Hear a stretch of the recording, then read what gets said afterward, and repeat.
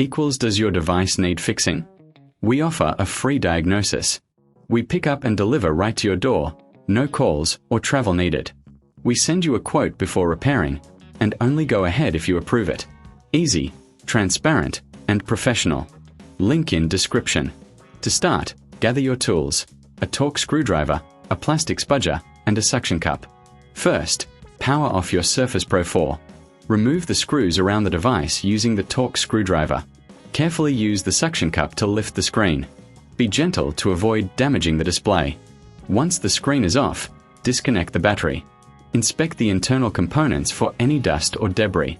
A clean workspace is essential for a successful repair. Next, replace the old battery with a new one. Ensure it's securely connected. Now, it's time to install the new screen. Align it properly and press down gently. Reinsert the screws to secure everything in place. Remember, if you're unsure, you can always opt for a professional diagnosis without obligation.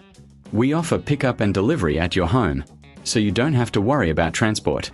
No calls, no travel, just a simple quote before repair.